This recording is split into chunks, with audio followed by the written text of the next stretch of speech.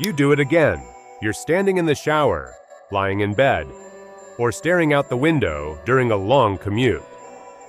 And suddenly, you're somewhere else. You're replaying a conversation that never happened, winning an argument from 3 years ago, imagining a speech you'll probably never give. For a moment, the scenario feels real. Then you snap back, and there's this strange feeling, half relief, half disappointment. Because for a few seconds, the fake moment felt more alive. But here's something most people don't realize. This isn't just random daydreaming. Your brain is doing something much deeper.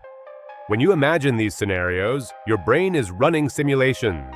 You picture confrontations with people who wronged you. You imagine success moments where everyone finally sees your worth. You replay past situations thinking about what you should have said. These scenarios feel emotional because your brain treats them like practice. Psychology explains this through something called the default mode network. This is the part of the brain that activates when you're not focused on the outside world. Instead of just wandering, it starts building mental simulations. Your brain is constantly asking questions like, what could happen next? What if this goes wrong? How should I respond? So, it creates possible versions of reality.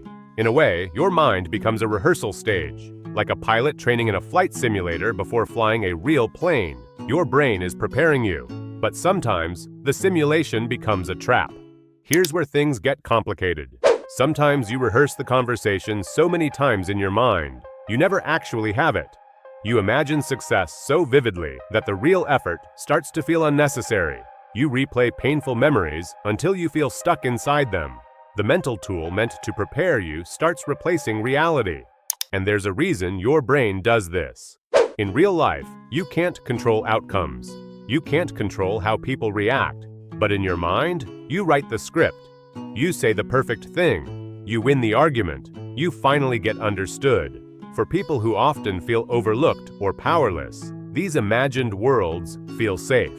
They give you something reality can't always give: control. But the longer you stay there, the bigger the gap becomes between your inner world and the real one. The goal isn't to stop imagining scenarios. That's almost impossible. The real goal is learning how to use them correctly. First, write them down. When a scenario keeps replaying in your mind, put it on paper. Psychologists call this expressive writing.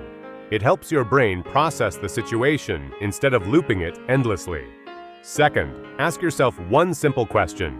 Is this scenario preparing me or protecting me? If you imagine a conversation and then actually have it, that's preparation. But if you replay it endlessly without taking action, that's avoidance. Third, set limits. Let your mind explore the scenario for a few minutes, then bring your attention back to the present. Think of it like visiting a place, not living there. Your mind is like a river. Thoughts and scenarios are the current, sometimes calm, sometimes overwhelming. You can't stop the river from flowing, but you can choose not to be carried away by it. The scenarios will always exist. They were never meant to replace your life. They were meant to prepare you for it. And real life, messy, unpredictable, unscripted, might not be perfect. But it's real, and sometimes, real is enough.